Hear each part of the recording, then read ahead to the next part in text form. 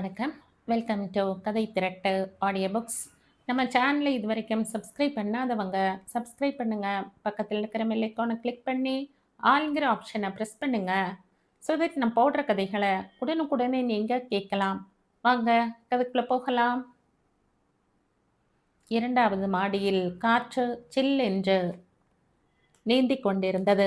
எதிரே இருந்த தென்னந்தோப்புகளில் இருந்து அது உற்பத்தியாகி அந்த மாடி முழுவதையும் சந்தோஷத்தில் வைத்திருந்தது. 8 மணி இரவில் நட்சத்திரங்கள் சோகையாய் தெரிந்தன. மனோகரன் தன் அறையில் கோகிலாவுடன் இருந்தான். உங்க ரூம் ரொம்ப அழகா இருக்குங்க. உள்ள யாரையும் விடுறதில்ல. வசந்தி கூட ரொம்ப அபூர்வமாத்தான் வருவா. நாங்க பேசுறது மத்தது எல்லாம் அவ ரூம்ல தான். என்ன உள்ள விட்டிருக்கீங்க? உலகமெல்லாம் ஒரு பக்கம், நீ மட்டும் இன்னொரு பக்கம். இந்த வித்தியாசத்தினால தான் ரூம்ல மட்டும் இல்லாம மனசுலையும் உணர்ச்சியிலையும் ஞாபகத்திலையும் காண்கிற கனவுலையும் எல்லா விஷயங்களிலையும் பெரிய இடத்த பிடிச்சிருக்க. இது ஏதோ விதிப்படிதான் அமைஞ்சிருக்குன்னு நிரூபிக்கிற மாதிரி நம்மை அறியாமலே இந்த காரியத்தை பண்ணி இருக்கோம். என்ன நிரூபணத்தை கண்டுட்டீங்க? சொல்றேன். அதுக்கு முன்னால சில விவரங்களை நீ சொல்லணும். உங்க அப்பா பத்தி விவரமா சொல்லு. இதென்ன புதுசா இருக்க கேள்வி எல்லாம் என்பது போல் கோகிலா மனோகரனை பார்த்தாள். தப்பா எடுத்துக்காத. நான் கேட்கறதுக்கு காரணம் இருக்கு. பின்னால சொல்றேன். எங்க அப்பா பத்தின விவரங்களை எனக்கே சந்தேகமா இருக்கு. எங்க மாமா ஒருத்தர் லேசா ஜாடையா சொல்லியிருக்கார். எங்க அம்மாவை தொட்டு தாலி கட்டினவர் ஒருத்தர். ஆனா அவருக்கு நான் பிறக்கல. உண்மையான அப்பா பெரிய பணக்காரர். அவருடைய ஏற்பாட்டில் தான் எங்க அம்மாவுக்கு வெளிப்படையா கல்யாணமாகி இருக்கு. ஆனா அவரும் எங்க அம்மா விஷயம் தெரிஞ்சு தற்கொலை பண்ணிட்டாராம். இதெல்லாம் என்னோட ஒரு வயசுக்குள்ளேயே முடிஞ்சிருக்கு. அந்த பணக்காரர் அப்பவே 30,000 பணம் கொடுத்து பேங்க்ல அம்மா பேர்ல டெபாசிட் பண்ணி வச்சிருந்திருக்காரு. அந்த வட்டியில தான் எங்க ஜீவனம். எங்க மாமாக்களும் மற்ற சொந்தக்காரர்களும் அதிகமா வரமாட்டாங்க. வருஷத்துல 2, 3 தடவை எட்டி பார்த்துட்டு போயிடுவாங்க. அதுவும் உங்க தொடர்பு கிடைச்சதுக்கு அப்புறம் வர்றதை நிறுத்திட்டாங்க. நீங்க யாருன்னு தெரிஞ்சக்கப்புறம் எங்க அம்மா ரொம்ப எதிர்ப்பு தெரிவிச்சாங்க. ஆனா என்னோட பிடிவாதத்துல தான் நம்ம உறவு நிலைச்சிட்டு வருது. உங்க கூட இருக்க முடியாதுங்கிற நிலை எந்த செகண்ட் வந்தாலும் அந்த செகண்ட்ல தண்டவாளத்துல தலையை கொடுத்துறதுன்னு முடிவு பண்ணி அதுல உறுதியாயும் இருக்கேன். மற்றவங்க விமர்சனமும் எதிர்ப்புகளும் எனக்கு இது 2வது பட்சம்தான். ஆனா அதே சமயம் எங்க அம்மாவை கைவிட்ட அந்த பணக்காரரை என்னோட பரம எதிரியா நினைக்கிறேன். முடிஞ்சா கொலை கூட பண்ணிரணும். சில சமயம் ரத்தம் கொதிக்கும். கோகிலா தன் உணர்ச்சியை அடக்க மாட்டாமல் வார்த்தைகளின் சூட்டில் கண் கலங்கினாள். மனோகரன் அவளை சாந்தப்படுத்தினான். இத பார் கோகிலா, அந்த பணக்காரரை பத்தி உன்னோட அபிப்பிராயம் எப்படி இருக்குன்னு தெரிஞ்சுக்கிட்டேன். உங்க அம்மா அபிப்பிராயம் என்னன்னு தெரிஞ்சுக்கலாமா? கோகிலா சட்டென்று வெடித்தாள். அப்போ அந்த பணக்காரர் யாருன்னு உங்களுக்கு தெரியும் போல இருக்கு. தெரியும். யாரு? என் மாமனார் ராஜகுரு. என்ன? கோகிலா அதிர்ந்து விட்டாள். முகம் கருத்து இறுக ஆரம்பித்திருந்தது. இத்தனை நாள் ஏன் சொல்லல? எனக்கே இன்னைக்கு தானே தெரியும். போய் நீங்க உண்மையை மறைச்சிட்டீங்க. உங்களை இனி நம்ப மாட்டேன் என்றவள் சட்டென்று எழுந்து படி இறங்கினாள். அந்த சமயம் பார்த்த இன்டர்காம் ஒலித்தது. மாப்பிள்ளை, நான் நர்சிங் ஹோம் போகிறேன். நாளைக்கு பிரபுக்கு இறக்கல் கூட்டம். அது சம்பந்தமா ஜிஎம் உங்களை பார்க்கணுங்கிறார். மேலே அனுப்புகிறேன் என்றார் ராஜகுரு.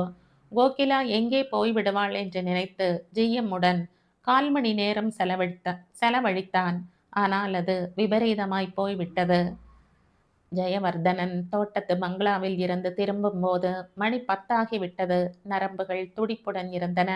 யாரையாவது உதைக்க வேண்டும் போல் இருந்தது. ஸ்நேகலதா 1/2 மணி நேரத்துக்கு முன்னால் போய்விட்டாள்.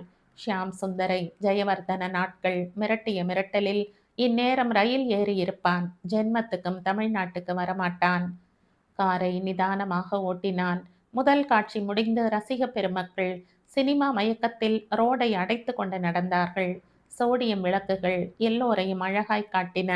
நகரத்தின் சில காட்சிகளை சென்சார் செய்ய வேண்டும் போல் இருந்தது. எல்லாம் அனுபவிக்கட்டும் என்று புன்னகைத்து கொண்டு காரின் வேகத்தை அதிகப்படுத்தினான். கொஞ்சம் குறைவாக குடித்திருக்கலாம். ஆனால் குடிக்க குடிக்கத்தான் அதன் மகிமை தெரிகிறது. பக்கத்தில் யாராவது இருந்து தடுத்திருந்தால் நிறுத்தி இருக்கலாம். அதுவும் பெண்ணாக தன்மேல் அன்பு உடைய பெண்ணாக இருந்து தடுத்திருந்தால்? யாரும் உண்மையான பெண்ணாக இல்லை என்பது அவனுடைய தீர்மானம். ஏதோ ஒரு ஆதாயம் இல்லாமல் இருக்காது. சீச்சி, அப்படி சொல்ல முடியாது. கோகிலா இல்லை. அந்த மாதிரி ஏழை பெண்ணாய் பார்த்து, அன்பு கொண்டவளாய் பார்த்து கல்யாணம் பண்ணிக்கொள்ள வேண்டும். அப்பா பெரிய லட்சாதிபதிகளின் பெண்களாக பார்த்து கொண்டிருக்கிறார். அதெல்லாம் யாருக்கு வேணும்? பணத்திமிர்தான் ஊறி இருக்கும். அவளை அடக்க முடியாது. தான் அடங்கவும் முடியாது. பேசாமல் பிரான்சிஸின் பெண்ணை பண்ணிக்கொண்டால் என்ன? வேலைக்காரரின் பெண்ணையா? அப்பா எரிமலையாய் கொதிப்பார். சொத்தில் ஒரு பைசா கிடையாது என்று துரத்தி விடுவார். ஆனால் அப்பாவின் மனநிலை காலையில் இருந்து மாறி இருக்கிறது. வசந்த கோகிலம் என்ற தங்கள் பங்களாவில் வசிக்கிற எல்லோருமே பெரிய காதல் சாம்ராஜ்யம் ஒன்றை நடத்தி இருக்கிறார்கள். அப்பா, மகன், மகள், மாப்பிள்ளை என்று எல்லோருமே அதில் திளைத்து ஊறியவர்கள்தான். கார் ஸ்டேஷன் பக்கம் திரும்பியதும் வேகத்தை குறைத்தான். எதிர் பஸ் ஸ்டாண்டில் கூட்டம் ஈஸ்ட்மென் கலர்களில் காத்திருந்தது. அதுவும் இளமையாய் எல்லோரையும் வா வா என்று அழைக்கும் வனப்பில் நாலைந்து இளம் பெண்கள் நின்று சட்டென்று காரை நிறுத்தினான். அதில் பளிச்சென்று தனியாய் வித்தியாசமாய் தெரிந்தவள் பிரான்சிஸின் பெண் ஸ்டெல்லா. கொஞ்சம் ரிவர்ஸ் எடுத்து வலதுபுறம் ஒடித்து திருப்பி அவள் பக்கமாய் நிறுத்தினான். ஸ்டெல் என்றான் கம்பீரமாய். ஸ்டெல்லா அவனை பார்த்து, சின்ன முதலாளியே காரில் ஏற சொல்கிறார் என்று புரிந்ததும் முழங்காலுக்கு மேல் கொஞ்சம் நடுங்கினாள். இருந்தும் தோழிகள் முன்னால் சின்ன முதலாளியின் பென்ஸ் வண்டியில் ஏறுகிறோம் என்ற சந்தோஷ வெள்ளத்தில் குட் நைட்டுடன் உள்ளே ஏறினாள். ஸ்டெல்லா எம்ஏ படிக்கிற பெண். முதலாளி தொழிலாளி பேதத்தை நடைமுறையில் முழுசாக உணரக்கூடிய வயசு இன்னும் வரவில்லை. அப்படியெல்லாம் உணர வேண்டியதில்லை. காலம் மாறிக்கொண்டிருக்கிறது என்று நவீனமாய் எண்ணக்கூடியவள். சார், இன்னைக்கு காலேஜில் ஆண்டு விழா முடியறதுக்கு 8:30 ஆயிடுச்சு. பஸ்ஸில் ரஷ்ஷாக இருந்துச்சு. ஸ்டேஷன் வந்தோம். எக்ஸ்பிரஸ் வந்துச்சு, ஏறிட்டோம். அப்பா கோவிச்சுக்கும்னு பயந்துட்டு இருந்த. நல்ல வேளை நீங்கள் வந்தீங்க. ரொம்ப இயல்பாய் பயம் இல்லாமல் இளமையின் சுமையோடு அதன் எதிர்கால கனவோடு பேசும் பெண் தன்னுடன் இருக்கிறாள் என்ற இன்ப கிளர்ச்சியில் ஜெயவர்த்தனுக்கு நரம்புகள் சந்தோஷமாய் முறுக்கேறின. ஸ்டெல், ரொம்ப நாளாக ஒரு ஆசை உன்னை கேட்கணும்னு. கேளுங்க சார். இவ்வளோ அழகாக இருக்கையே, அதுக்கு தனியாக பயிற்சி முறைன்னு ஏதாவது செய்யறையா? ஸ்டெல்லா இந்த பாராட்டினால் உடம்பெல்லாம் சில்லிட்டு உருக ஆரம்பித்தாள். பேசாம உன்னை கல்யாணம் பண்ணிட்டா என்னன்னு அப்பப்போ தோணும். என்ன பண்ணிக்கலாமா? ஸ்டெல்லா ஆனந்தத்தில் உறைந்து விட்டாள். கார் பங்களாவுக்கு போகாமல் பாதை மாறி போதை மீறி கெஸ்ட் ஹவுஸுக்குள் நுழைந்தது. பிரான்சிஸ் சாயந்தரமானதும் பெண்ணை காணவில்லை என்ற பங்களாவுக்கும் தன் குடியிருப்புக்கும் அலைய ஆரம்பித்தான். மணி 8ஐ தாண்டி கொண்டிருந்தது. இதுவரைக்கும் இப்படி ஆனதில்லையே. கரெக்டா 6 மணிக்கெல்லாம் வந்துடுவாளே. ஏதாவது ஆக்சிடென்டோ என்னவோ. பல தடவை சிலுவை போட்டு கொண்டான். பங்களாவில் நிறைய வேலைகள் இருந்தன. இந்த சமயத்தில் சின்னையா வேற இல்லை. எங்க போனார்னு தெரியல. பெரியய்யா வசந்தி அம்மாவை பார்க்க போயிட்டாரு. கம்பெனி இன்ஜினியர்களும் ஆஃபீஸர்களும் அவரை பார்க்க வராங்க. நாமளும் வெளியே போயிட்டு சரியா பதில் சொல்றதுக்கு ஆள் இல்லாம, பிரபு இருந்தா இதெல்லாம் பார்த்துக்கிறதுக்கு. மாப்பிள்ளை ஐயா கோகிலாவை தேடுன்னு வேற சொல்லிட்டாரு. அந்த அம்மா எங்க போயிடும்? சின்ன பிள்ளையா? பங்களா தான் ஏக்கர் கணக்கில் விரிஞ்சு கிடக்குதே என்று முனகிக்கொண்டு சமையல்கார மாணிக்கத்துக்கு வேண்டிய சாமான்களை ஸ்டோர் ரூமில் எடுத்து கொடுத்து விட்டு மனைவியிடம் சொல்லிவிட்டு போர்ட்டிகோவுக்கு வந்தான். அம்பாசிடர் காரின் டிரைவரை தேடி பிடித்தான். வண்டியை விட்டுட்டு எங்கேயா போன? நம்ம பாகியத்தை பார்க்க போனேனுங்க. நீங்க தேடுறீங்கன்னு சொன்னாங்க, ஓடியாந்த. பாகியத்துக்கு உங்க மாதிரி எத்தனை பேரியா என்று ஆச்சரியப்பட்டு விட்டு, சரி வண்டி எடு, பஸ் ஸ்டாண்ட் பக்கம் போகணும். என் பெண்ணை இன்னும் காணோம். பஸ் ஏதாவது லேட்டா இருக்கும். வண்டிக்கு இங்க வேலை ஒன்றும் இல்லைங்களே. நாம போறது தான் வேலை. கார் பங்களாவுக்குள் மண்டி கிடந்த அந்த பகுதியை தாண்டி நகரத்தின் அவசரமான பகுதியை தொட்டது. நம்ம பொண்ணு என்னங்க படிக்குது? எம்ஏ படிக்குதியா? என்னமோ ஐஏஎஸ்னு பெரிய படிப்பு இருக்குதாம். பாஸ் பண்ணா கலெக்டர் ஆகலாம்னு மாப்பிள்ளை ஐயா சொல்லியிருக்காரு. ஆணி பேரில் வர்ற அர்க்காணி மாதிரிங்களா? அந்த படம் நான் பார்க்கல. கார் வெளிச்ச வெள்ளமும் ஜனங்களின் இடிபாடும் நிறைந்த பஸ் ஸ்டாண்டை அடைந்ததும் கார் நின்றது. நீங்க பார்த்துட்டு வாங்கண்ணே, நான் இப்படி நிறுத்திக்கிறேன் என்றான் டிரைவர். பஸ் ஸ்டாண்டில் வெளிச்சம் வேண்டா வெறுப்பாய் சிதறி இருந்தது. இரவு நேர பயணிகள் சுறுசுறுப்பாய் இருந்தனர். ஆனால் பேருந்துகள் சோம்பல் அடித்து நின்றன. புளியம் பூவாய் வாடிய மல்லிகைப்பூ அவசர அவசரமாய் தள்ளுபடி விற்பனையில் தீர்ந்து கொண்டிருந்தன. பிரான்சிஸ் கவனமாய் தன் பெண்ணை தேடினான். அவனுடைய கவலை கண்களுக்கு எல்லா இளம் பெண்களும் தன் பெண்ணாய் தெரிந்தனர். ஆனால் கவலை இன்னும் அதிகரித்தது. வயிற்றில் தசைகள் மெல்ல சுருண்டு கொண்டன. சோர்ந்து வெளியே வரும்போது கண்கள் ஒரு இடத்தில் தயங்கின. யார் அது? நெருங்கினான். சோடியம் விளக்கின் தயவில் கோகிலாவின் முழு உருவம் பரிபூரணமாய் தெரிந்தது. கோகிலாமா என்று கூவினான். கோகிலா மிரண்ட கண்களுடன் திரும்பினாள். மாப்பிள்ளை ஐயாவும் மற்றவங்களும் பங்களா பூராவும் தேடிட்டு இருக்காங்க. நல்ல வேலை இங்கேயாவது பார்த்தனே என்றவன் கார் டிரைவரை கைத்தட்டி கூப்பிட்டான். கோகிலா பார்வையால் மறுக்க டிரைவர் ஒரு வழி பாதையில் காரை எப்படி கொண்டு போவது என்று தயங்கி நூற்றுக்கணக்கான மக்கள் நடமாட பட்டப்பகலில் வெளிச்சத்தை காட்டும் எம்ஜிஆர் விளக்குகள் என்ற சோடியம் விளக்கு வெளிச்சத்தில் நடுவே இன்னொரு அம்பாசிடர் கார் கேக் வெட்டியது போல் அந்தஸ்தாக நின்றது. பிரான்சிஸ், அம்மா நீங்க 2 பேரும் ஏறுங்க, பெரியய்யா தேடுறாரு என்றான் உள்ளிருந்த நாட்ராயன். இன்னும் 2 பேர் உள்ளே இருந்தார்கள். சீக்கிரம், இது one way traffic, police whistle அடிக்கும் என்றான் அதட்டலாக. அந்த அதட்டலுக்கு பயந்து இருவரும் ஆட்டோமேட்டிக்கா ஏறினார்கள். கார் ரிவர்ஸில் பாய்ந்து வேகம் எடுத்தது. மனோகரன் கோகிலாவை தேடும் முயற்சியில் நெடுநேரம் செலவழிக்கவில்லை. ஊருக்குத்தான் போயிருப்பாள் என்று யோகித்து அவனே காரை எடுத்துக்கொண்டு கோகிலாவின் ஊருக்கு போனான். இரவு ரொம்ப நேரத்தை தாண்டி விட்டது. கதவை தட்டிய பின் திறந்தது கோகிலாவின் அம்மா. கோகிலா வரலீங்களா என்று ஆர்வத்துடன் கேட்டான். இல்லைங்களே, என் மகளுக்கு என்னாச்சு என்று அந்த அம்மாள் பதறினாள். மனோகரன் விவரத்தை சொன்னான். உங்களை ராஜகுரு கூட்டி வர சொன்னாரு. என்னையா? ஆமாங்க. அவருக்கு இப்போதான் ஞானோதயம் வந்திருக்கா என்றவள். நான் அங்க வந்த பின்னால கோகிலா வந்தா என்று தயங்கினாள். இந்த நேரத்துக்கு மேல பஸ்ஸோ ரயிலோ இல்ல, இருந்தா அங்கதான் இருக்கணும். நம்ம ஆட்கள் தேடி கூட்டி வந்திருப்பாங்க. சில நிமிட யோசித்து விட்டு அந்த அம்மாள் புறப்பட்டாள். திரும்ப நகரத்துக்கு வரும்போது சாலையில் புளிய மர வரிசைக்கு கீழ் பெரிய மனிதர்கள் வாக்கிங் போய் கொண்டிருந்தார்கள். பங்களாவில் அநேகமாய் எல்லா விளக்குகளும் எரிந்து கொண்டிருந்தன. மனோகரனின் காரை கண்டதும் 2 கூர்காக்கள் சரையில் என்ற கேட்டின் கதவுகளை விளக்கினர். போர்ட்டிகோவில் நின்றதும் 4-5 வேலைக்காரர்கள் ஓடி வந்து காரிடம் நின்று கதவை திறந்தார்கள். எல்லோர் முகத்திலும் பரபரப்பு எரிந்து கொண்டிருந்தது. என்னாச்சு? கோகிலா எங்க என்ற மனோகரனிடம் கேள்வி எழுந்ததும் எல்லோருடைய நாடியும் விழுந்து விட்டது. காது கேட்கலையா? இன்னும் கிடைக்கலைங்க என்ற வார்த்தைகளை விழுங்கினான் வயதில் மூத்த வேலைக்காரன் ஒருவன். என்று முறைத்துவிட்டு நீங்க உள்ளார வாங்க என்று கோகிலாவின் அம்மாவை உள்ளே அழைத்து கொண்டு போனான். பின் தொடர்ந்த வேலைக்காரன் ஒருவனை, வசந்தி அம்மா எப்படி இருக்காங்க என்று கேட்டான். பெரியய்யா இத்தனை நேரமும் அங்கிருந்துட்டு அரை மணி நேரத்துக்கு முன்னாடி தான் வந்தாருங்க. பெரியய்யா தூங்கிட்டாரா? இல்லைங்க, நான் இங்கே வந்து 20 வருஷம் ஆச்சு. இன்னைக்கு தாங்க ஒரு ராத்திரி முழுசா தூங்காம இருக்காங்க. அப்படியா? மனோகரன் மட்டும் ராஜகுருவின் அறைக்கு போனான். கோகிலா ஊர்ல தான் இருந்தாளா மாப்பிள்ள? ஊர்ல இல்ல, அவ அம்மாவை கூட்டி வந்திருக்கேன். என்னது, ஜானகி வந்திருக்காளா? எங்க என்ற பரபரப்புடன் எழுந்து கொண்டார். பக்கத்து டேபிளில் ஸ்ரீவாஸ்ரீகள் காலி பாட்டில் இருந்தது. அதை கட்டிலின் கீழே தள்ளிவிட்டார். அவளுக்கு லிக்கர் பிடிக்காது என்ற கதவை திறந்தார். நீங்க இங்கேயே இருங்க, நான் மேலே அனுப்புறேன் என்று மனோகரன் தடுத்துவிட்டு கீழே வந்து கோகிலாவின் அம்மாவை மேலே அனுப்பி வைத்தான். அந்த அம்மாள் கால்கள் துவள இதயம் கனக்க படியேறி ராஜகுருவின் அறையை அடைந்தாள். கட்டிலில் உட்கார்ந்திருந்த ராஜகுரு எழுந்து கொண்டு 2 அடி எட்டு வைத்து, வா ஜானகி என்ற இதமான குரலில் வரவேற்றார். அந்த சமயத்தில் போன் அலறியது. கெஸ்ட் ஹவுஸ் கூர்கா பேசினான். காக்கே, சின்னையா ரத்த வாந்தி எடுத்து இங்க படுத்துட்டு இருக்குது. என்னது? நான் வரேன் என்றார் அதிர்ச்சியுடன் ராஜகுரு. புதுப்பாளையம் மைனர் முத்துகிருஷ்ணன் பரம்பரையாய் சேர்ந்திருக்கிற சொத்தை என்ன செய்வது என்று விழிக்கிற ஆள். அவன் சும்மா இருந்தால் கூட சொத்து குட்டி போட்டு வளர்ந்து கொண்டிருக்கிறது. சாப்பிடுகிற நேரம் தவிர மீதி நேரத்தை போக்க பெண்கள் தான் தகுதியானவர்கள் என்று அவனுடைய தோழர்கள் சின்ன வயசிலேயே போதனை செய்திருந்ததால் அதை மீறாமல் கடைபிடித்து வருகிறான்.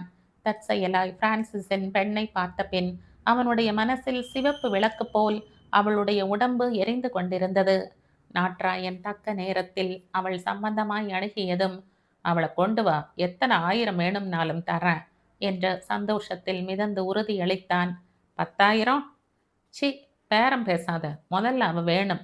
அவ லெவலுக்கு 10,000 தரலாம், அப்படின்னா முழு உடம்புக்கு. அவ விரலுக்கு 10,000 தரலாம், அப்படின்னா முழு உடம்புக்கு. போய் கொண்டு வா, நம்ம காரை எடுத்துக்கிட்டு போ. டிரைவர் கிட்ட சொல்லி நம்பர் பிளேட்டை மாத்திக்க. ஏதாவது ஆச்சுன்னா காரை விட்டுட்டு நேரா இங்க வா, நான் பாத்துக்கிறேன். நாட்ராயன் காருடன் ராஜகுருவின் பங்களா முன் காரை நிறுத்திவிட்டு உள்ளே போய் எப்படி செயல்படுத்தலாம் என்று யோசித்துக் கொண்டிருக்கையில் பிரான்சிஸ் காரில் வெளியே போவதை கவனித்து பின்தொடர்ந்தான். பஸ் ஸ்டாண்டில் பிரான்சிஸ் கோகிலாவுடன் பேசிக்கொண்டு கார் ஏறப் போவதை பார்த்த நாட்ராயன் கோகிலாவை ஸ்டெல்லா என்று நினைத்து விட்டான். இப்பதான் இந்த பொண்ணு ஊர் திரும்புது, பிரான்சிஸ் கூட்டிட்டு போக வந்திருக்கான் என்று கவனித்தான். செயல்பட்டான். இருவரையும் காரில் ஏற்றினான். பிரான்சிஸ் வந்த காரின் டிரைவரிடம் தன் காரை நிறுத்தினான். யோ, உன்னோட காரை ஃபேக்ட்ரி ஜெனரல் மேனேஜர் கேட்டாரு. நீ இதை கெஸ்ட் ஹவுஸில் விட்டுட்டு நேராக வீட்டுக்கு போ, அவர் வந்து எடுத்துக்குவாரு என்ற தப்பான தகவல் சொல்லிவிட்டு கோகிலா பிரான்சுடன் நகரத்தை தாண்டினான். பிரான்சிஸ் மனசில் சிக்னல் அடித்தது. திகில் சூழ்ந்தது. என்ன நாட்றாய, வண்டி எங்கேயோ போகுது? ஆமாண்ணே, கொஞ்சம் சொந்த வேலை இருக்குது, பார்த்துட்டு போயிடலாம். பெரியய்யா அவசரப்படாருன்னு சொல்லிட்டு இப்படி லேட் பண்ணா? டேய், வாயை மூடிட்டு வாடா. பெரியய்யா அவன் ஒரு அயோக்கிய, அவனுக்கு நீ கைத்தடி. நாட்ராயன் வெடித்தான். கோகிலா சட்டென எழ முயற்சித்தாள். ஏமா, நீ ரொம்ப அழகுன்னு ஊரெல்லாம் சொல்றாங்க, அதுக்கு எடுத்துக்காத. கொஞ்சம் அசைஞ்சாலும் கத்தியால கழுத்து கீறி விட்டுடுவேன். டே பிரான்சிஸு, சொன்னபடி கேளு என்றவன் இருட்டான இடத்தில் காரை நிறுத்தி மயக்க மருந்து கலந்த கர்ச்சீப்பால் அவன் முகத்தை மூடி கட்டி கை கால்களையும் கயிற்றினால் கட்டி பள்ளத்தில் தள்ளிவிட்டு புதுப்பாளையம் போகும்போது நன்றாக இருட்டி விட்டது. மைனர் காத்திருந்தான். வெரி குட் நாட்ராயன், புள்ளைய நம்ம தோட்டத்து சாலைக்கு கொண்டு போ, நான் பின்னால வர்றேன். இந்த 5000 மீதியை காலையில் வாங்கிக்க என்றான். நாட்ராயன் திருப்தியுடன் போனான். மைனர் சாலைக்கு போய் மைனர் ரூமுக்கு போய் கட்டிலில் கிடந்த கோகிலாவை பார்த்தான். முழு போதையில் இருந்த மைனருக்கு நரம்புகள் நிறைய வேலை செய்தன. மாணிக்கம் அலுப்பினால் அசந்து தூங்கினார். நிறைய கனவு கண்டார். பாகியத்தை அணைத்து கொண்டு முதலாளியின் எஸ்டேட்டில் நிலா வெளிச்சத்தில் நடை பழகுவது போல் கனவு கண்டு அந்த இன்ப அதிர்ச்சியில் உடம்பே விழித்து கொண்டது. பிரான்சிஸ் வீடு திறந்திருந்தது. விளக்கு வெளிச்சம் ஒற்றையாய் சோகமாய் எரிந்து கொண்டிருந்தது. கொஞ்ச தூரத்தில் இருந்து அகலமாய் தலையில் இருந்து கால் வரை ஒரே டிசைன் துணியால் ஒரு உருவம் போர்த்தி கொண்டு வருவதை பார்த்ததும் மூச்சை விடாமல் அலுங்காமல் பார்த்தார். நெருங்கியதும் தான் தெரிந்தது. பாக்கியமா என்றார். வார்த்தைகள் பூனை கத்தலாய் வந்தன. யோ, என்னையா இது, ஆச்சரியமா இருக்குது, என்ன விஷயம்? சும்மா உனக்குத்தான். சும்மா எனக்குத்தானா? என்னையா புரியலையே, நீ நல்ல ஆளாச்சே, இந்த மாதிரி ஆசையெல்லாம் மனசுக்குள்ள வராதே. வந்தாச்சு. அப்ப சரி, இந்த பங்களால நீ ஒரு ஆள் தான் சபலமில்லாத ஆள்னு நினச்சேன். தப்பு கணக்காயிடுச்சு. சரி, இப்போ வேணாம், நாளைக்கு பார்க்கலாம். சரி, யாராவது பார்த்து அசிங்கமாயிடும். கொஞ்ச நேரத்துக்கு முன்னாடி மாப்பிள்ளை ஐயா வந்தாராம். கூட கோகிலாவோட அம்மா வந்திருக்காம். இங்கே பிரான்சிஸு சம்சாரம் புள்ளையும் புருஷனையும் காணோம்னு உட்கார்ந்து அழுதுட்டு இருக்கு. மாணிக்கம் வெராந்தாவில் போட்டிருந்த பெஞ்சில் உட்கார்ந்து மூக்குப்பொடி மட்டையை உதறினார். குளிருக்கு அதன் காரம் சுர் என்று இதமாய் தாக்கியது. கோகிலாவை காணோம். அவங்க அம்மா வந்திருக்காங்க. அவங்க வந்த சில நிமிஷங்கள்ல சின்னையா ரத்த வாந்தி எடுத்துட்டாருன்னு பெரியவர் ஓடி இருக்காரு. சின்னவருக்கு குடி ரொம்ப ஆயிட்டது. குடல் வெந்துடுச்சுன்னு டாக்டர் சொல்லி இருக்காரு. விமலா டாக்டர் ஆஸ்பத்திரிக்கு தான் எடுத்துக்கிட்டு போயிருக்காங்க. 2 நாள்ல இத்தனை பிரச்சனைகளான்னு பெரியவர் கண் கலங்கி இருக்காரு. எல்லாம் உனக்கு செஞ்ச துரோகத்தினால தான்னு கோகிலா அம்மாவை பார்த்து வேதனைப்பட்டாராம். அப்படின்னா? பாக்கியம் குரலில் ஆச்சரியம் காட்டினாள். எல்லாம் சபலம்தான். அவங்களது பணக்கார சபலம். கோகிலா வசந்தி அம்மாவுக்கு அக்கா ஆகுது. இங்க நடக்கிற காதல் சாம்ராஜ்யம்தான். விடிஞ்சா என்ன நடக்குமோன்னு பயந்தான் மனுஷனை கொல்லுது. ஆனது ஆகட்டும். அம்பாசிடர் கார் ஓட்டுற டிரைவர் வண்டியை கெஸ்ட் ஹவுஸில் விட்டுட்டு போயிட்டானாம். என்ன எதுக்குன்னு புரியலைன்னு மாப்பிள்ளை சத்தம் போட்டாராம். சின்னையா ஒரு பொம்பளை கூட அங்கே இருந்தாராம். யாருன்னு தெரியலையே. அது யாருன்னு பாரு. ஸ்டெல்லா மாதிரி இல்லை? ஆமா. தோப்புக்கு செல்லும் பாதையில் ஒளி வெள்ளமாய் வீசும் விளக்கின் வீச்சில் அவள் உடைகள் ஒரு மாதிரியாக இருந்தன. என்னம்மா ஒரு மாதிரியா நடக்கிறா? ராத்திரி மணி என்ன? சபலம்தான் என்றாள் பாகியம் சின்ன குரலில். ஸ்நேகலதா தோட்டத்தை விட்டு வெளியேறும்போது நட்சத்திரங்கள் கவர்ச்சியாய் தெரிந்தன. சின்னச்சாமி அவளை அனுதாபத்துடன் பார்த்தான். சின்னையா அப்பவே போயிட்டாங்களே. நான் பஸ்ல போய்க்கிறேன் சின்னச்சாமி. உங்ககிட்ட சில்லறை இருக்கா? இருக்குங்க. சின்னையா கொடுத்த பணத்துல மீதி இருக்குங்க. அவன் 10 ரூபாய் நோட்டை ஒன்றை எடுத்து கொடுத்தான். சிநேகலதா அதை வாங்கி கொண்டு 2 கிலோமீட்டர் நடந்து பஸ் ஏறி நகரத்துக்குள் வந்தாள்.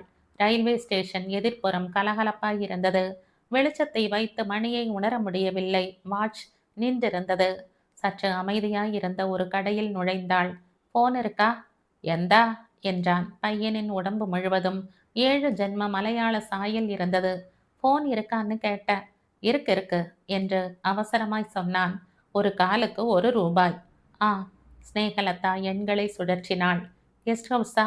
நான் ஸ்நேகலதா பேசுறேன். ஷியாம் பிரசாத் இருக்காரா? அவர் போயாச்சு என்றான் எதிர்ப்புறத்தில் இருந்த கூர்க்கா. எங்க போயாச்சு? ரயில்வே ஸ்டேஷனுக்கு. ரிசீவரை வைத்தாள். 1 ரூபாய் கொடுத்துவிட்டு படி இறங்கினாள். இனி ராஜகுரு கம்பெனியில் வேலை செய்யலாகாது. ஆனாலும் பிழைத்து கொள்ளலாம். பலருடன் கொண்ட தொடர்பு இப்போது பலன் அளிக்கக்கூடும். ஆனால் தன்னை பழி வாங்கிய ஜெயவர்த்தனனை பழி வாங்க வேண்டும். அந்த நிறுவனத்தில் வியாபார ரகசியங்கள், வருமான வரி, விற்பனை வரி போன்ற கணக்கு தில்லு முள்ளுகள் அவளுக்கு தெரியும். அதை சொல்ல வேண்டிய இடத்தில் சொன்னால் என்ன? மீறினால் தன்னை நிர்வாணமாய் எடுத்த படங்கள் தானே பேசும். பேசிக்கொள்ளட்டும். இனி புதிதாய் கூச்சப்படுவதற்கு என்ன இருக்கிறது? பக்கத்து கடையில் ஆப்பிள் ஜூஸ் குடித்தாள். தலையை விரல்களால் கோதிக்கொண்டாள். புடவை முந்தானையை இறுக்கமாய் இடையில் சொருகிக் கொண்டாள். பக்கத்தில் இருந்த சிலர் சபலத்திற்கு ஆளானார்கள். சோடியம் வேபர் வெளிச்சத்தில், அந்த சாலையின் பரபரப்பில், அதன் நடுவில் வீனஸ் போல தெரிந்தாள். அந்த பக்கமாய் வந்த கான்ஸ்டபிள் கேஸாக இருக்குமோ என்று தயங்கி ஒதுங்கி நின்றார். காளப்பட்டி போகிற பஸ்ஸில் இருந்த பிரயாணிகள் அவளின் திவ்ய தரிசனத்தை ரசித்துக் கொண்டிருந்தார்கள். கண்டக்டரும் அதில் ஈடுபட்டதால் புறப்படும் நேரம் தாமதமாகியது. ஸ்நேகலதா சாலையை கிராஸ் செய்தாள்.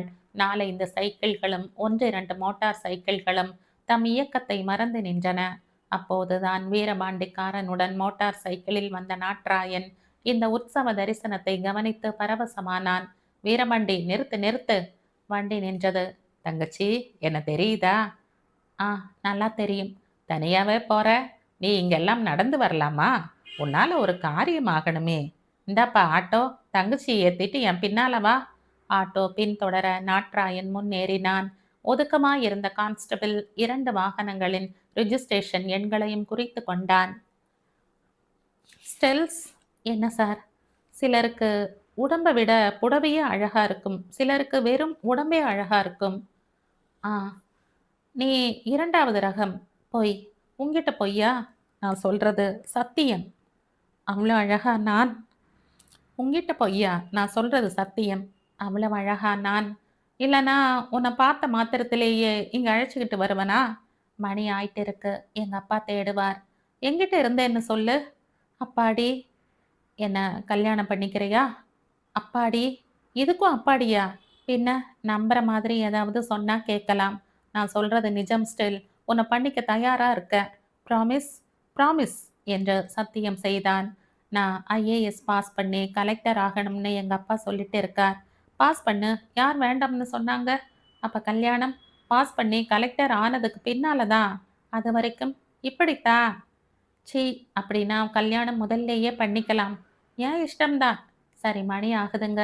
உன்னை பார்த்துட்டே இருக்கணும்னு தோணுது. அடுத்த வாரம் பார்க்கலாம். அது வரைக்கும் என்னை நினச்சிக்கிட்டே இருங்க. இதுதான் துணை என்று பக்கத்தில் இருந்த மாட்டிலை காட்டினான். வேண்டாங்க, உடம்பு எதுக்காகும்? நான் ஹாஸ்டலுக்கு போகல, இங்கேயே இருக்க.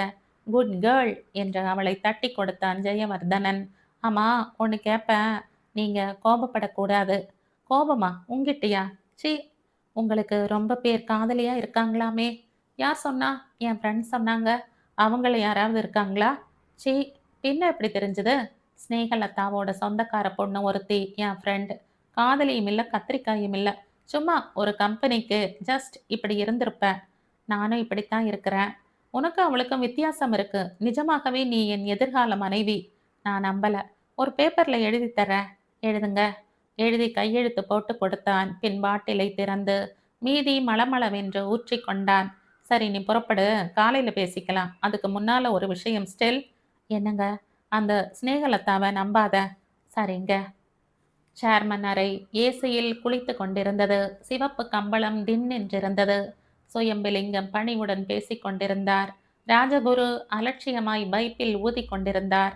சற்று தள்ளி ஜெனரல் மேனேஜர் ராமசுப்பிரமணியம், நோ, எனக்கு யாரும் விரோதி இல்ல. முதல் போட்டிருக்க. தொழிலாளர்கள் கடுமையா உழைக்கிறார்கள். லாபம் வருகிறது. வருடம்தோறும் நிறைய போனஸ் தருகிறேன். எனக்கு யாரையும் பழிவாங்க வேண்டும் என்ற அவசியமில்லை. பிரபுவின் மரணத்திற்கும் நிர்வாகத்திற்கும் சம்பந்தம் இல்லை. கற்பனையாக கூட சம்பந்தப்படுத்த வேண்டாம்.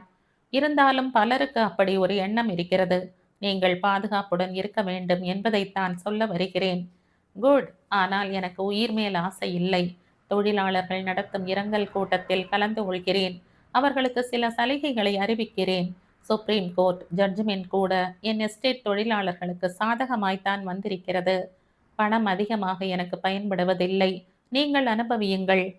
தொழிலாளர்களுக்கு சலுகைகள் அளவுக்கு மீறினால் நம் கட்டுப்பாட்டுக்கு அடங்க மாட்டார்கள் sir. What to you mean?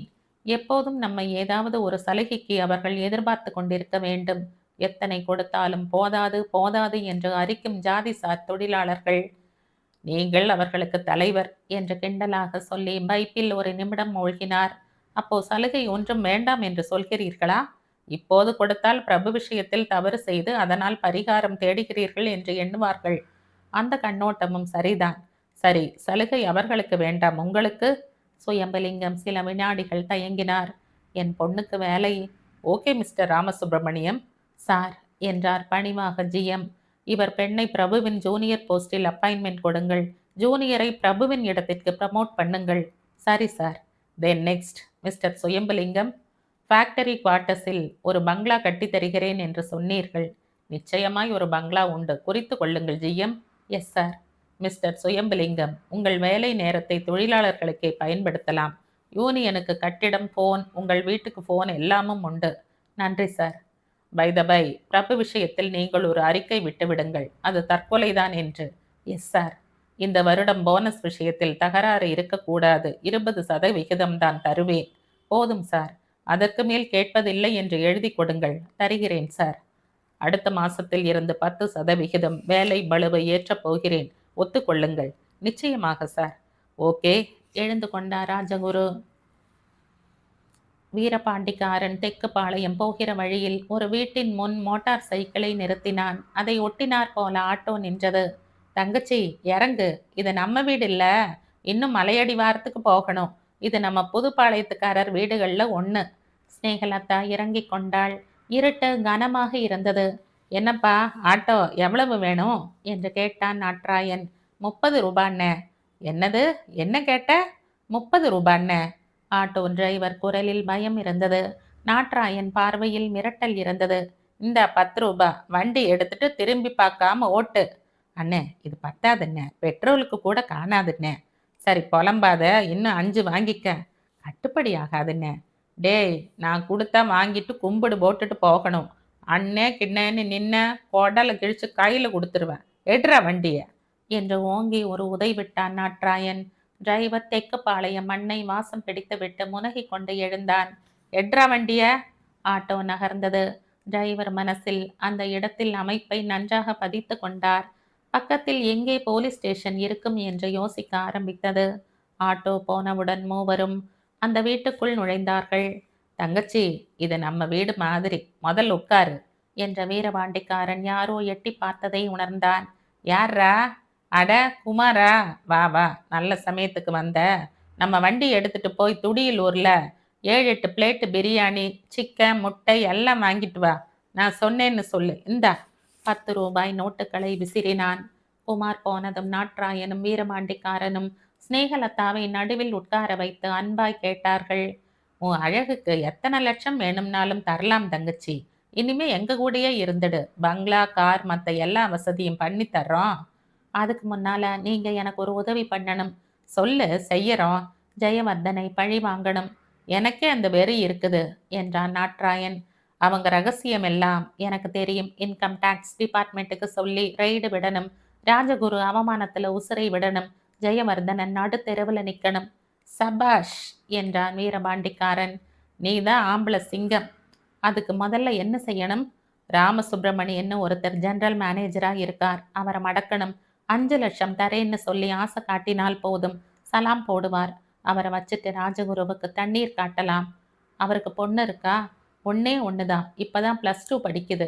Very good. அதை முதல்ல இங்க கொண்டாந்துடுவோம். அப்புறம் பார் நாட்ராயம் வேலைய. நான் வீட்டுக்கு போகணுமே என்றாள் ஸ்நேகலதா வற்புறுத்தலான குரலில். போலாம். நம்ம ஃப்ரெண்ட் ஒருத்தர் இருக்கார் முத்துகிருஷ்ண. உன்னை பார்த்தாலே போதும். பணத்தை அள்ளி வீசுவார். முதல்ல பணத்தை சம்பாதிச்சு வை. போகணுமே இப்ப? போலாம் தங்கச்சி. நான் கூட வந்து விடுறேன். அதற்குள் ஜீப் வரும் சத்தம் கேட்டது. வெளியே வந்த வீரபாண்டிக்காரன் அலட்டிக்காமல் சொன்னான். போலீஸ் ஜீப் போலீஸ் ஜீப் நட்ராயா, என்ன ஆகுதுன்னு பார்க்கலாம். ஸ்நேகலதா மட்டும் நடுங்க ஆரம்பித்தாள். இரவு பாதியில் இருந்தது. பங்களா அமைதியில் மூழ்கி இருந்தது. ராஜகுரு தன் அறையில் தெளிவான மனநிலையில் இருந்தார். எதிரில் ஜானகி. ஜானகி, முதல்ல என்னை மன்னிச்சிடு. பழசெல்லாம் மறந்துடு. எதை வேண்டாம்னு தடுத்தமோ அதுவே நம்ம கிட்ட விரும்பி வருது. கோகிலா பிறந்ததே தப்புன்னு வேதனைப்பட்ட அவளே தான் நம்ம சேர்த்து வச்சிருக்கா. இனி உனக்கோ எனக்கோ எதிர்காலம் ஒரு பிரச்சனையா இருக்காது. வசந்திக்கு குணமானதும் மனோகரன் கோகிலாவை கல்யாணம் பண்ணிக்கட்டும். எனக்கு அடுத்த வாரிசு மாப்பிள்ளை தான். என் தொழில் சாம்ராஜ்யம் இனி அவர் கையில தான். மெல்ல மெல்ல நான் ஒதுங்கிக்கிறேன். நாம் 2 பேரும் ஃபாரின் எங்கேயாவது போய் கொஞ்ச நாள் இருந்துட்டு வரலாம். என்ன சொல்ற? ஜானகி மௌனமாய் கண்ணீர் சிந்திக் கொண்டிருந்தாள். தொலை தூரத்து ட்ரங்க் ரோடில் லாரிகள் போய்க் கொண்டிருக்கும் ஒலி தொடர்ந்து கேட்டன. சுவரில் வசந்தியின் புகைப்படம் அழகாய் இருந்தது. ஜன்னல் திரைகள் காற்றில் விளையாடி கொண்டிருந்தன. இப்படி அழுதா எப்படி ஜானகி? என்னை மன்னிச்சிடுன்னு சொல்லிட்டேன். உன் மனசு இன்னும் சமாதானமாகலைன்னு. உன் காலில் வேணும்னாலும் விழற. இனி என்னை வெறுக்காத. ஜானகி அவர் மடியில் முகம் புதைத்தாள். நீங்க எதுக்கு என் காலில் விழணும்? என்கிட்ட மன்னிப்பு கேட்கணும். உங்க சூழ்நிலையில யார் இருந்தாலும் அப்படித்தான் நடந்துக்குவாங்க. இருந்தும் எனக்கு நீங்க எந்த குறையும் வைக்கல. என் விதி அவ்வளவுதான். இப்பவாவது உங்க முகத்தை பார்க்குற பாக்கியம் கிடைச்சதே. கடவுள் கிருபைன்னு தான் சொல்லணும். கோகிலா எப்பவும் உங்க பொண்ணுதான். அவ வாழ்க்கையை மேலே கொண்டு வர்றதும் உங்க பொறுப்பு தான். என் கடைசி காலத்தை உங்க காலடியில கழிக்கணும். நீங்க சொல்றதை என்னைக்கும் நான் தட்டாம கேட்பேன். வெரி குட் என்ற முகம் மலர்ந்தார். ராத்திரி சாப்பிட்டையா? இல்லைங்க. ஏன்? நீங்க சாப்பிடலைன்னு சொன்னாங்க. அதனால நானும் சாப்பிடலை. வெரி குட் என்றார் மீண்டும். சமையல் அறைக்கு நானும் வர்றேன். ஏதாவது செய்து கொடு. 2 பேரும் சாப்பிடுவோம். 2 பேரும் மாடி இறங்கி சமையல் அறைக்கு வரும்போது மாணிக்கம் விழித்து கொண்டார். விஷயத்தை புரிந்து கொண்டார். அரை மணியில் உணவு தயாரானது. அதுவரை 2 பேரும் லானில் சேர் போட்டு உட்கார்ந்து பேச்சை தொடர்ந்தனர். கோகிலாவை பார்த்ததுமே ஜானகி மனசு முதல்ல நீதான் வந்துட்டியாக்கும்னு பிரம்மை பிடிச்சு போயிட்டேன். இந்த வயசுல நீ இருந்த மாதிரி அதே போல அச்சில வார்த்தா போல இருக்கிறா. அவன் முகத்துல எவ்வளவு அமைதி இருக்கு. இவ்வளவு போய் மறந்து ஒதுக்கி வச்சிருந்தமேன்னு மனசு வேதனைப்படுது ஜானகி. எப்பவாவது என்னை பத்தி சொல்லி இருக்கையா? நான் சொல்லலைங்க. என் பெரிய அண்ணன் ஜாடமாடைய சொல்லி இருக்கார். இருந்தும் நீங்க தான் குறிப்பா தெரியாது அவளுக்கு. என் மேல அவளுக்கு கோபம் இருக்கலாம். நிறைய கோபம் இருக்கு. மாப்பிள்ளை காலையில் அவளை கண்டுபிடிச்சிருவார். அவகிட்டையும் மன்னிப்பு கேட்கணும். அப்போது மாணிக்கம் ஓடி வந்தார். என்ன மாணிக்கம்? போலீஸ் ஸ்டேஷன்ல இருந்து போன் வந்ததுங்க. நாட்ராயனை அரெஸ்ட் பண்ணிட்டாங்களாம். கூட ஸ்நேகலதா இருந்தாளாம். அட, 2 பேரும் சேர்ந்தா நமக்குத்தான் ஆபத்து. நம்ம வக்கீலுக்கு ஃபோன் பண்ணி 2 பேரையும் ஜாமீன்ல விட ஏற்பாடு பண்ண சொல்லு. அவங்கள இப்ப நாம பகச்சிக்க கூடாது. மாணிக்கம் வக்கீலுக்கு ஃபோன் பண்ண போனார். ரயில்வே ஸ்டேஷனுக்கு வந்த ஷியாம் பிரசாத் பப்ளிக் டெலிஃபோன் பூத்துக்குள் புகுந்து ₹1 நாணயத்தை செலுத்திய பின் பேசினான். ஹலோ, என் பேர் முக்கியமில்ல. DSP urban இருக்காருங்களா? அவர்கிட்ட முக்கிய விஷயம் பேசணும் என்ற தெளிவான ஆங்கிலத்தில் கூறினான். அவன் குரலில் நிதானமும் உறுதியும் இருந்தது. அதனால் எதிர்முனை சற்று தயங்கி பின் பதில் அளித்தது. 1 நிமிஷம், கனெக்ஷன் தர்றேன். கண்ணாடி வழியாய் ஸ்டேஷனின் அவசரம் புரிந்தது. ஸ்டேட் பேங்க் ரோடின் வாகன வரிசை தெரிந்தது.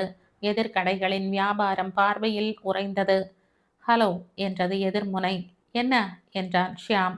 அவர் புறப்பட்டு போய் 5 நிமிஷமாச்சு. நேராக பங்களாவுக்குத்தான் போறார். அந்த ஃபோன் நம்பர் தெரியுமா? சொல்லப்பட்டது. 2 நிமிஷத்தில் டிஎஸ்பி கிடைத்தார். என் பேர் அவசியம் இல்லை. நான் சொல்ற விஷயம்தான் முக்கியம். மிஸ்டர், நீங்க சொல்ற விஷயம் உண்மைன்னா நீங்க உங்க பெயரை தாராளமா சொல்லலாம். உங்களுக்கு பாதுகாப்பு தருகிறேன். எனக்கு எதுவும் நேரக்கூடாது. நெவர். விஷயத்தை சொல்லும் முன் உங்க பின்னணியை சொல்லுங்கள். ஷியாம் பிரசாத் தன்னை பற்றி சொல்லிக் கொண்டிருந்தான். எங்கிருந்து பேசுகிறீர்கள்? இடத்தை சொன்னான். ம் ராஜகுருவின் எதிரியா நீங்கள்? எதிரி இல்லை, அவரால் வஞ்சிக்கப்பட்ட ஒரு பெண்ணின் கணவராகப் போகிறவன் என்று ராஜகுரு, ஜெயவர்தனன், ஸ்நேகலதா, பிரபு ஆகியவர்களை பற்றி தனக்கு தெரிந்த விவரங்களை சொல்லிக் கொண்டிருந்தான். நேரம் போய்க் கொண்டிருந்தது. அவசரமாக போன் பேச வந்தவர்கள் ஷியாம் பிரசாத்தை சபித்து கொண்டு போனார்கள். ஒரு எக்ஸ்பிரஸ் வந்ததை தொடர்ந்து கேரளாவில் இருந்து ரொம்ப பேர் காலி பண்ணி கொண்டு வந்து விட்டதாக ஒரு பிரமை தோன்றியது. ஸ்டேஷனுக்கு வெளியே ஒரு ஜீப் அவசரமாய் வந்து நின்றது. ரொம்ப சாதுவாய் தோன்றிய உயரமான ஒருத்தரும் மதுரை வீரன் போல இன்னொருவரும் இறங்கி டெலிபோன் பூத்தை அணுகினார்கள். ராஜகுரு பிரபுவை கொலை செய்து விட்டார் சார். அதை தற்கொலை என்று மூடி மறைத்து உடம்பை எரித்தும் விட்டார்கள். Is it? மிஸ்டர், உங்கள் நிஜமான பேர் என்ன? ஷியாம் பிரசாத் தான் சார். வெரி குட் என்று மறுமுனை பாராட்டியது. அதே சமயம் கண்ணாடியின் வெளிப்புறம் தட்டப்பட்டது. பேச்சை பாதியில் நிறுத்திவிட்டு கோபத்துடன், உனக்கு அறிவிருக்கா என்று கேட்டு கதவை திறந்தான். எனக்கு இல்லாததை கேட்க வேண்டாம், ஏர்ல ஜீப்பில் என்றார் மதுரை வீரன். யார் நீங்க? போலீஸ். நீ பழைய சசிதரன்னு நேத்தே ஒரு பொண்ணு ஸ்நேகலதான்னு பேர் சொல்லிட்டு ஃபோன் பண்ணுச்சு. டிஎஸ்பி வேற உன்னை இங்க வந்து கவனிக்க சொன்னார். வந்து பார்த்தா நீ தான் ஷியாம் பிரசாத், நீ தான் சசிதரன்னு தெரியுது. ஏறு வண்டியில. ஸ்நேகலதா தன்னை கல்யாணம் செய்து கொள்வதாக சொன்னது பொய்யா? சசிதரன் மௌனமாய் தலை குனிந்து வண்டியில் ஏறினான். கள்ளக்கடத்தல் பேர் வழின்னு உன்னை பத்தி ஏகப்பட்ட ரிப்போர்ட் வந்துட்டு இருந்தது. தமிழ்நாட்டுக்கு வந்திருப்பேன்னு மகாராஷ்டிரா போலீஸ் நினைச்சிட்டு இருந்தது. அவங்களுக்கு டிபிக்கி கொடுத்துட்ட. அந்த பக்கமே இருந்தியாம். ஆ, நகர்ந்து நடுவில் உட்காரு. ஜீப் பறந்தது. கோகிலா கனவு கண்டு விழிப்பது போல் விழித்தாள். தென்னை ஓலையால் வேய்ந்த சாலை கையை உயர்த்தினால் முட்டும் உயரத்தில் இருந்தது. அரிக்கேன் விளக்கு சோகையாய் எரிந்தது. பஸ் ஸ்டாண்டில் இருந்து இந்த இடம் வரை நடந்த நிகழ்ச்சிகள் மனசில் விரைந்தன. உணர்ச்சிகள் மறத்து விட்டது போல் உணர்ந்தாள். தன்னை இரையாக்கியவனை பார்க்க வேண்டும் என்று துடித்தாள். சாலைக்குள் பல மூட்டைகள் சிதறி கிடந்தன. கதவு தகரத்தால் செய்யப்பட்டிருந்தது. மணி என்ன என்று உணர முடியவில்லை. வெளியே யாரோ பேசும் குரல் கேட்டது. தன் இடது கையை திருப்பி பார்த்தாள். 3:10 என சொன்னது கடிகாரம். கட்டிலை விட்டு இறங்க பார்த்தாள். களைப்பாக இருந்தது. தலை பாரமாக தெரிந்தது. அம்மா என்று தலையை பிடித்து கொண்டு சாய்ந்தாள். அவள் குரல் கேட்டு கதவு திறந்தது. என்ன கோகிலா என்று கேட்டுக்கொண்டு உள்ளே வந்தான் முத்துகிருஷ்ணன். கோகிலா என்று தன்னை பெயர் சொல்லி கூப்பிட்டும் தன் இயலாமையை மீறி எழுந்தாள். யார் நீங்க? யாரா இருந்தா என்ன? இப்ப நீ என் கண்ட்ரோல்ல இருக்க? நீங்க தான் என்ன இங்க கடத்திட்டு வர சொன்னவரா? ஆ, அந்த விளக்கு முன்னால நில்லுங்க, உங்க முகத்தை பார்க்கணும். முகத்துல என்ன இருக்கு? நான் ஸ்டெல்லாவை தான் தூக்கிட்டு வர சொன்னேன், நீ வந்திருக்க. இதுக்கு பேர் தான் விதிங்கிறது. முகத்துல என்ன இருக்கு? ஆள் மாறினா என்ன? உடம்புலையும் மனசுலையும் தான் இருக்கு. நீ மனோகரனை வச்சிருக்கிறதா சொன்னாங்க. இப்ப என்னால ஒன்றும் செய்ய முடியாதுன்னு நினைச்சு அசிங்கமா பேசாதீங்க. அசிங்கமா நடந்துக்கப்புறம் பேசுறதுல என்ன இருக்கு? இப்போ உனக்கு என்ன வேணும்? நான் வெளியே போகணும். போய். எனக்கு தெரியல, என்னால பேச முடியல. எங்க போகணும்? எங்க வீட்டுக்கு, ஊருக்கு. என்னை ஏதாவது பண்ணணும்னு நினைச்சா, பழி வாங்கணும்னு நினைச்சா அந்த நினப்ப இந்த நிமிஷத்துல விட்டுடு. எப்படியோ ஏமாந்து இது நடந்து போச்சு. நான் ஸ்டெல்லாதான்னு நினைச்சு உன்னை விசாரிக்கல. இப்ப வந்த எங்க ஆளுக தான் உன்னை பார்த்துட்டு விவரமா சொன்னாங்க. ஒரு டாக்ஸி வச்சு உன்னை ஊருக்கு அனுப்புறேன். போய் எதையும் கண்டுக்காம நடந்துக்க என்று சர்வ சாதாரணமாக மைனர் சொன்னதும் தன் ரத்தம் கொதிப்பதை உணர்ந்தாலும் இப்போது எது பேசினாலும் வீண் என்று முடிவு கட்டினாள் கோகிலா. இப்பவே போலாமா? அரை மணி நேரம் போரு, டாக்ஸியை கூட்டி வர சொல்றேன். ஆ. அரை மணி நேரத்தில் டாக்ஸி வந்தது. மெல்ல நடந்து ஏறிக்கொண்டாள். கடலில் மூழ்கிய பெண் தன்னை எந்த அலை மூழ்கடித்தது என்று யோசிப்பதில் அர்த்தமில்லை. இருட்டில் இரண்டு புறமும் வேலிகள் அடர்ந்த மண் பாதையில் டாக்ஸி ஒரு பாடை என தன்னை கொண்டு போகிறது என்று கோகிலா நினைத்து கொண்டு மனசையும் பார்வையையும் மூடிக்கொண்டாள். விடிந்தது. வேலைக்காரர்கள் சுறுசுறுப்பாக இயங்கினார்கள். மெயின் கேட் வாசல், போர்டிகோ, பங்களாவின் பின்புற காங்கிரீட் வாசல் ஆகிய இடங்களில் பெரிய பெரிய கோலங்கள் இட்டார்கள். மாணிக்கம் குளித்து பூஜை செய்த பின் அடுப்பை பற்ற வைத்தார். சில நிமிஷங்களில் காஃபி மணத்தது. எஜமானருக்கு முன் மாணிக்கமும் பாக்கியமும் சுவை பார்த்தார்கள். மனோகரன் 2 மணி நேரம்தான் தூங்கி இருந்தான். மனசில் கோகிலாவை பற்றிய பயம் அரித்தது. விபரம் உள்ளவள் என்றாலும் யாருக்கு இன்னதுதான் நேரம் என்று எப்படி சொல்ல முடியும்? ஜெயவர்தனன் உடல்நிலை இந்த சமயத்தில் சீர்கெட்டு விட்டது. வசந்தியின் உடல்நிலையும் மனோகரனுக்கு விடியற்காலையில் குளிரையும் தாண்டி லேசாக வியர்த்தது. எழுந்த கண்ணாடியை பார்த்தான். 2 நாளில் 20 வயது கூடினார் போல் இருந்தது. பாத்ரூம் போக திரும்பும் போது போன் மணி அடித்தது. மாப்பிள்ள என்றார் ராஜகுரு. மாப்பிள்ள தான் பேசுறேன். தூங்கவே இல்லையா? வசந்தி நல்லா தூங்கிட்டு இருக்கா. ஜெயனுக்கு எக்ஸ்ரே எடுத்திருக்கு. கோகிலா விஷயம் ஏதாவது தெரியுமா? இல்லைங்க. கொஞ்ச நேரமாவது தூங்குங்க. வெள்ளி சனி ஞாயிறு இந்த 3 நாளும் பிரச்சனையாவே இருக்கு. நம்ம லாயர் தந்தி அடிச்சிருக்கார். டெல்லியில இருந்து எஸ்டேட் விஷயமா ராத்திரி வந்தது. தொழிலாளர்களுக்கு சாதகமான தீர்ப்பு வந்திருக்கு. 3 லட்சம் ரூபாய் அவங்களுக்கு சம்பளமா தரணும். சரி, எத்தனையோ செலவு. பேசாம முதல்லையே கொடுத்து தொலைச்சிருந்திருக்கலாம். ஆணவம் இப்ப அடங்கி இருக்கு. சரி, நீங்க தூங்குங்க என்றவர் போனை வைத்தார். எங்கே தூங்குவது? மனோகரன் பாத்ரூம் போய் வந்ததும் மாணிக்கம் காஃபியை கொண்டு வந்தார். வேலைக்காரங்க ஒருத்தரும் இல்லையா மாணிக்கம்? மற்றவங்க வேலையா இருக்காங்க. 3 பேர் ஆஸ்பத்திரியில் இருக்காங்க. பிரான்சிஸ் இன்னும் வரல. எங்க போனா? பொண்ணு வரலன்னு பஸ் ஸ்டாண்ட் போனானாம். ஆனா பொண்ணு திரும்பி வந்திருக்கு. பிரான்சிஸ் இன்னும் வராதது ஆச்சரியமா இருக்கு. இது மட்டும் இல்லைங்க, அந்த பொண்ணு ஸ்டெல்லா கொஞ்ச நேரத்துக்கு முன்னால தான் திரும்பி இருக்கு. நம்ம சின்னையா பஸ் ஸ்டாண்ட்ல இருந்து கெஸ்ட் ஹவுஸுக்கு கூட்டிட்டு போயிருக்காரு. சின்னையா உடம்பு ரொம்ப கெடுத்துக்கிட்டாரு. தண்ணி வேற. ரத்த வாந்தி எடுக்காம என்ன பண்ணுவாரு? இந்த 2 நாள்ல நம்ம பங்களாவில் பல விஷயங்கள் நடந்திருக்கு. இதெல்லாம் அடங்கினதுக்கு அப்புறம் எல்லாரும் கூடி மனசு விட்டு பேசுங்க. நான் வயசுல பெரியவன், மனசு கேட்கல. எல்லார்கிட்டையும் நிறைய கெட்ட பழக்கம் இருக்குது, விட்டுறணும். முக்கியமா பொம்பளைங்க விஷயம். வாஸ்தவம் என்ற மனோகரன். கண்டிப்பா விட்டுடலாம். பெரியவர், நான், வசந்தி, சின்னையா எல்லாரும் விட்டுருவோம். நாம ஒரு தொழில் சாம்ராஜ்யத்தை மட்டும் இல்ல, காதல் சாம்ராஜ்யத்தையே நிர்மாணம் செஞ்சிருக்கோம். நீங்க உட்படத்தான். ராத்திரி பாகியத்துக்கு மேல சபலத்துக்கு திரும்பியிருக்கீங்க என்றான் மனோகரன் கண்களை சிமிட்டியவாறு.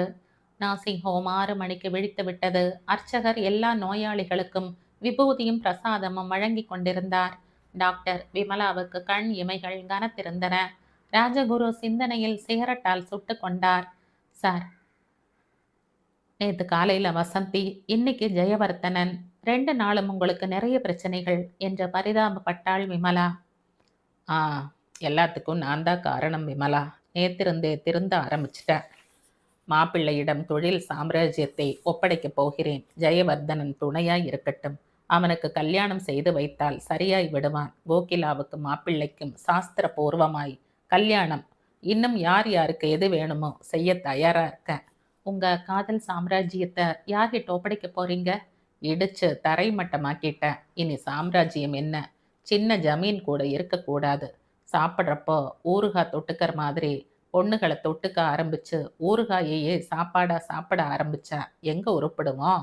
நான் மட்டும்தான்னு நினைச்சேன். பையன், பொண்ணு, மாப்பிள்ளை, வேலைக்காரங்கன்னு எல்லாருமே இதில் எக்ஸ்பர்ட்டாக இருக்காங்க. நேற்றே ஒரு முற்றுப்புள்ளி வைக்க ஆரம்பிச்சாச்சு. வசந்தியும் ஜெயவர்தனனும் குணமானா ரொம்ப மாற்றத்தை உண்டு பண்ண போற. மாறினா சரி என்ற விமலா தன்னை பார்க்க வந்த நர்ஸை, என்ன பிரமிளா என்று கேட்டாள். வசந்தி அம்மா சாரை பார்க்கணும்னு சொல்றாங்க. அப்படியா என்ற ராஜகுரு வசந்தியின் அறைக்குள் நுழைந்தார். வசந்திக்கு உடை மாற்றப்பட்டு முகம் துடைக்கப்பட்டு பளிச்சென்ற தோற்றத்தில் படுக்க வைக்கப்பட்டிருந்தாள். லேசான புன்முறுவலுடன் அப்பாவுக்காக காத்திருந்தாள். என்னம்மா, 2 நாள்ல பாதியா மாறிட்டீங்கப்பா. தூக்கம் இல்ல, நீ குணமாய் வா, எல்லாரும் சந்தோஷமா இருப்போம். கோகிலா என்னப்பா ஆனாங்க? தெரியலையேம்மா. நேற்று ராத்திரி பஸ் ஸ்டாண்ட்ல ஒரு கார்ல ஏறினாங்களாம். அந்த கார்ல நம்ம பிரான்சிஸ் இருந்தானாம். கார் புதுப்பாளையம் முத்துகிருஷ்ணன் ஆளுக்கு சொந்தமாம். உனக்கு எப்படி தெரியும்? ராஜகுரு எழுந்து கொண்டார். நேற்று பிரமிளாங்கிற இந்த நர்ஸ் பார்த்துருக்காங்க. பிரமிளா புதுப்பாளையத்துக்காரியாம். அப்படியா? ராஜகுரு வெளியே வந்தார். போனில் மனோகரனை கூப்பிட்டார். மாப்பிள்ளை ஐயா இல்லைங்க. பிரான்சிஸையும் கோகிலா அவங்களையும் யாரோ கடத்திட்டு போயிருந்தாங்களாம். பிரான்சிஸை விட்டுட்டாங்களாம். பிரான்சிஸ் இங்க வந்து தகவல் சொன்ன பின்னால மாப்பிள்ளை அவரோட போயிருக்காருங்க என்றார் மாணிக்கம். ராஜகுரு போலீஸ் டிஐஜியை போனில் அழைத்தார். கோகிலா டாக்ஸியை விட்டு இறங்கினாள். வேலி படலின் மீது அதிகாலை குளிரில் நடுங்கிக் கொண்டிருந்த 2 காக்கைகள் அவளை வரவேற்றன. பக்கத்து வீட்டில் சாவி வாங்கி திறந்தாள். உங்க அம்மாவை உங்க மனோகரன் வந்து கூட்டிக்கிட்டு போனாரு என்ற தகவல் சொன்னார்கள். அவள் நிதானமாய் உள்ளே போய் உட்கார்ந்தாள். மனோகரன், இந்த கட்டில்ல எத்தனை நாள் உட்கார்ந்துருப்பீங்க, படுத்திருப்பீங்க? எத்தனை நாள் உங்க கூட இதுல நான் படுத்திருப்பேன்? இப்ப எல்லாம் போச்சு. அடிக்கடி சொல்வீங்களே, நம்ம காதல் சாம்ராஜ்யத்துல நாம தான் பிரஜைகள், நாம தான் சக்கரவர்த்தியும் சக்கரவர்த்தினி, எல்லாம் நாம தான். இப்ப இனிமே ஒரு ஆள் குறைய போகுது. இதயம் படபடன்னு அடிச்சு வெளியே விழுந்துடும் போல இருக்கு. இருந்தும் இங்க வந்து என் வீட்ல, நீங்க என்னை அனுபவிச்ச இந்த வீட்ல உங்க ஞாபகத்தை மனசுக்குள்ள பூராவையும் போட்டு நெருப்பிலிட்டு மெல்ல மெல்ல விட்டுற மனோகரன். மெல்ல எழுந்து மனோகரனின் புகைப்படத்தை பெரும் மூச்சுக்களுடன் நெடுநேரம் பார்த்தாள். அவன் கொடுத்த அன்பளிப்புகளை, எழுதிய கடிதங்களை, வாங்கி தந்த புடவைகளை பார்த்து படித்து கண்ணீர் வடித்தாள். இழுக்க மாட்டாமல் கூட்ஸ் வண்டி போயிற்று. அடுத்து வருவது எக்ஸ்பிரஸ். வீட்டில் இருந்து 3 பர்லாங் போனால் அடர்த்தியான தோப்புகள் தொடங்கும். அந்த இடத்தில் தோப்பை வளைப்பது போல் தண்டவாள பாதை வளைந்து திரும்பும். அந்த இடத்தில் பல பேர் தற்கொலை செய்து கொண்டிருக்கிறார்கள். காப்பாற்றுவதற்கு ஒரு காக்கா கூட வராது. தோப்பு அடர்ந்திருப்பதால் அதன் நிழலே அந்த இடத்தில் இருண்டு குகையாய் தோன்றும். கோகிலா மனோகரனுக்கு ஒரு கடிதம் எழுதி எடுத்துக்கொண்டு வீட்டை சாத்திவிட்டு தண்டவாளத்தை ஒட்டிய பாதையில் நடந்தாள். கோகிலா, இப்பத்தான் வந்தியா? அம்மா உன்னை தேடிட்டு போயிருக்குது போல இருக்கு என்று எதிர்பட்ட நாச்சாத்தாள் கேட்டாள். ஆமாக்கா என்றாள் பொதுவாக. ஏங்கண்ணு முகமெல்லாம் ஒரு மாதிரியா இருக்குது? ராத்திரி சரியா தூக்கம் இல்லைங்க, அதனால இருக்கும் என்றவள் மெல்ல நகர்ந்தாள். அம்மாவுக்கு நீ ஆதரவு, உனக்கு உங்க அம்மா ஆதரவு என்ற நாச்சாத்தாள் எதிர் திசையில் நடந்தாள். காலை பனி எதிர்த்தோப்பில் சிறை இருந்தது.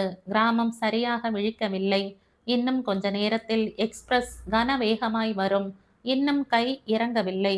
சரளைக்கல் பாதையை விட்டு விலகி மேடான பாதையில் ஏறி தோப்பு வேலியை சுற்றி நடக்கையில் வீடு இருக்கும் திசையை திரும்பி பார்த்தாள். இதயத்தில் ரத்தம் திரண்டு கொண்டது. கைகாட்டி இறங்கி இருந்தது. எக்ஸ்பிரஸ் வந்துவிடும். தன்னை இழக்க தயாரானாள் கோகிலா.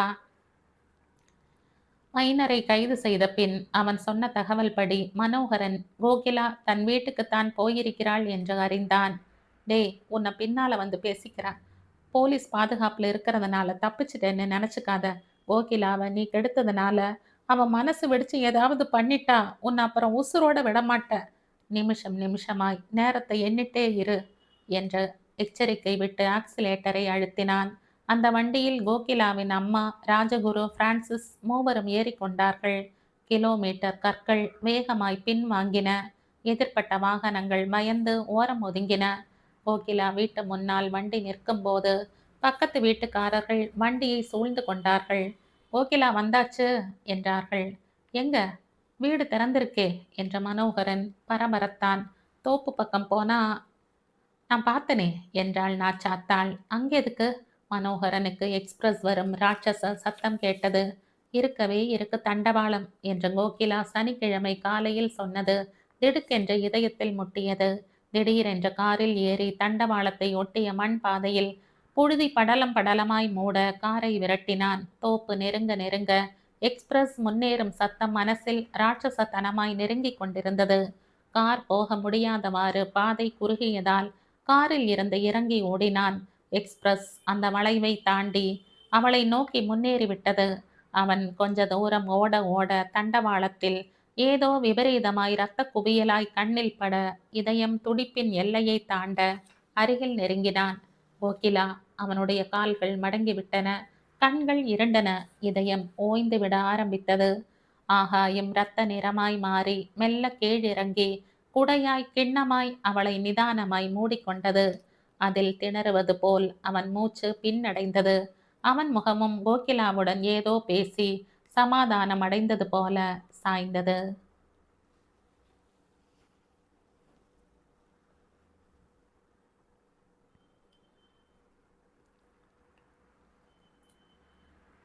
இதோட இந்த கதை முடியுது. இந்த கதை உங்களுக்கு பிடிச்சிருந்தா லைக் பண்ணுங்க, ஷேர் பண்ணுங்க, சப்ஸ்கிரைப் பண்ணுங்க. மற்ற ஒரு இன்ட்ரஸ்டிங்கான கதையோட அடுத்த வீடியோல சந்திப்போம். பாய். Thank you.